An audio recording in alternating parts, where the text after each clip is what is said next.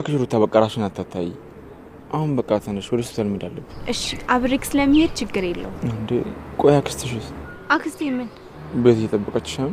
ለሊጋኒንግ ስላልኳት ብዙ አታስብም ዶክተር። አንተም ደግሞ ለሷ መጨነቅ አይጠበቅብክም። እሺ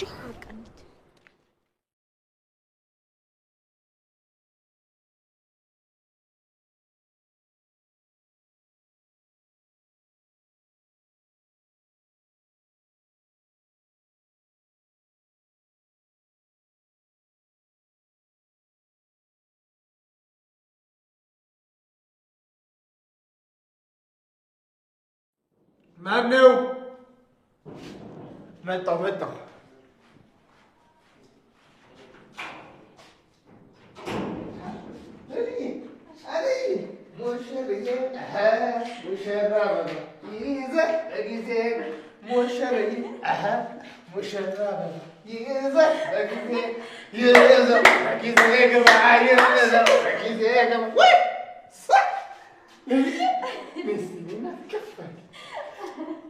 እንኳን ደስ አለሽ እናቴ። አመሰግናለሁ።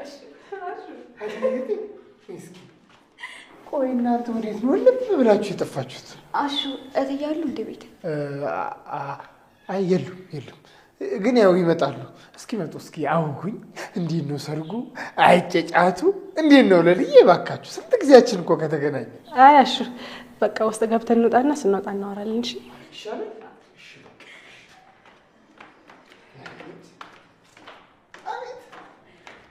አቤት ባቡሩ ዘይዳል ሙጭ። አንተ ልጅ እንደ መልኩ አይደለም ያስባል። አቤት የታባቱ እንደው በዚህ ኑሮ ማግባት ነው እንጂ የምን ብቻ መንቆ አይደለም። ጥሩ ዘይደዋሉ።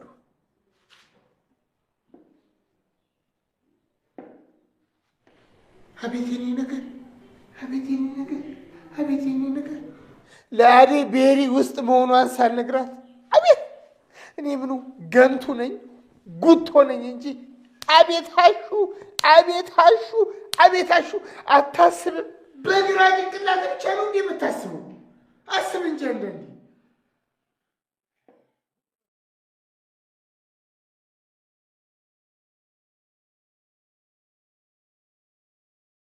ስለ እግዚአብሔር እህቶቼ ወንድሞቼ እያያችሁ አትለፉኝ። እህቴ ልትሞትብኝ ነው። ስለ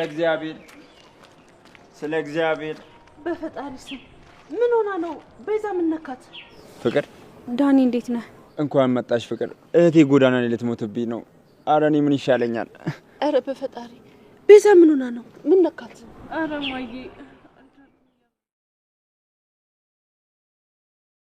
ወይዘሮ ታለም ቤዛና ዳኒ የሰሩትን ነገር ታውቅባቸዋለች ብላችሁ ታስባላችሁ? እስኪ ታውቃለች የምትሉ አንድ ቁጥሩን በመጻፍ ቪዲዮውን ጀምሩ። እታለም እንኳን እነሱ የሚያስፈልጉትን ነገር ታውቃለች ብዬ አላስብም። ነገር ግን በሌላ በኩልም አንድ የሚያስደነግጥ ነገር ተፈጥሯል። ወይዘሮ ቤሪ እነ ድሬቭ ቤት እንደሆነች ሳታውቅ አደይ እንግዲህ ወደ ውስጥ እየገባች ትገኛለችና አሁን ውስጥ ሁሉም ነገሮች የሚደባላለቁ ይሆናል። አደይም ሊከፋትና ሊደበራት ይችላል። ምናልባት ዴቭ ደግሞ ውስጥ ስለሆነ ያለው ቤሪ እሱ ስታናገረው ወይ ደግሞ ስታቅፎ ደርሳ ሌላ ችግር ሊፈጠር ይችላል። አደይ ደግሞ በአሁኑ ከከፋትና ቅር ካላት ቶሎ ይመለሳሉ ብዬ አላስብምና እስኪ እናንተ ሀሳብ አስተያየታችሁን በማስቀመጥ እና ቪዲዮ ላይክ በማድረግ ጀምሩት።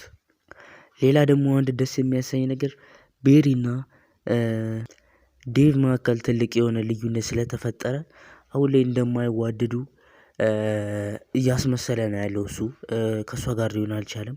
ነገር ግን አልሚያውንም ታስገድደዋለች። እሱ ሌላ ችግር ነውና ሌላው ባቡሬና ለሊ አሁን ላይ እንግዲህ ሊጋቡ እንደሆነ ይታወቃልና በሱ ሁላችሁም ደስ እንዳላችሁ አልጠራጠርም።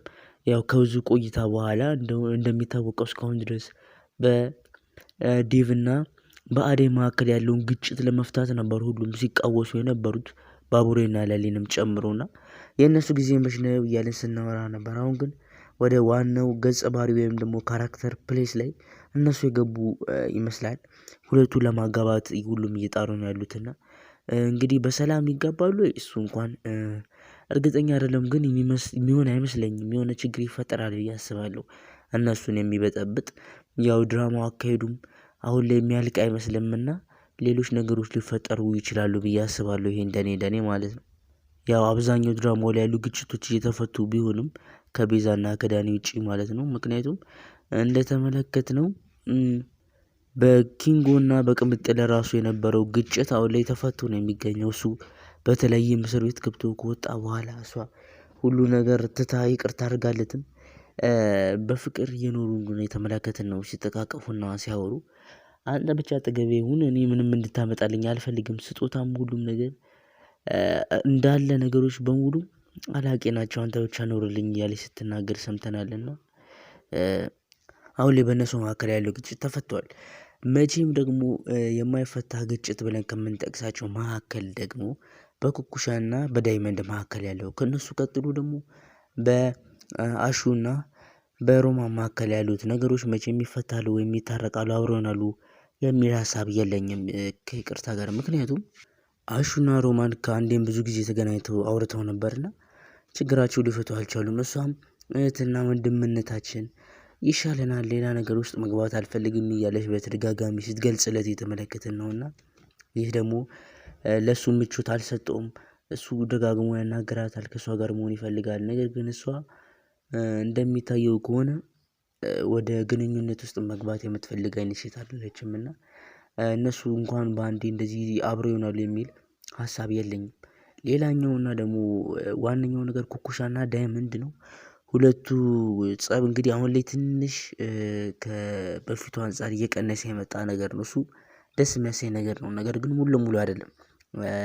እንደተመለከትነው ከድራማው መነሻ ጀምሮ እስካሁን ድረስ ሲጨቃጨቁ ነው የሚታዩት። የሆነ ሰዓት ላይ ትንሽ ፍንጭ ያሳያሉ። ከዛ መልሰው ማንን ነው አንተ ማንን ነው አንቺ እየተባባሉ መልሰው ወደ በፊቱ ማንነታቸው ሲገቡ ይታያልና ይህ ደግሞ ለተመልካች ምቾት ይሰጣል ብዬ አላስብም። ያው በመካከላቸው ያለው ነገር እንግዲህ እየተፈታ እንዳልሆነ የተመለከትን ነው።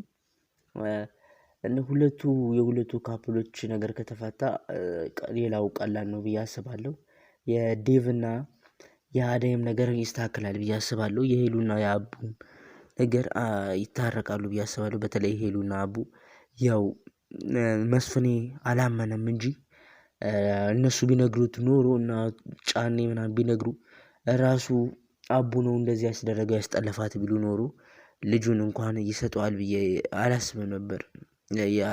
የወንድሙ ልጅ ይሰጣል ብዬ አላስብም ነበር። ነገር ግን እንደዛ ብለው አልተናገሩም። እንደዛ ብለው ካልተናገሩ ራሱ ሊያስታርቃቸው የሞከረ ስለሆነ እኔ ያለ እንትን ውስጥ ይገባሉ ብዬ አላስብም። የእነሱ ነገር አሪፍ አቆጫጭ ላይ ነው ያለው ብዬ አስባለሁ። እና ለማንኛውም ይህንን ድራማ በዚህ መንገድ ሪካፕ አቅርቤላችኋለሁ። ቀጣይ ምን ይቅረብ የሚለውን እናንተ ኮመንት ላይ ጻፉልኝ። እኔ እዚሁ ጋር ልሰናበታችሁ። መልካም ጊዜ ሆነላችሁ። ቸር ተመኘውላችሁ።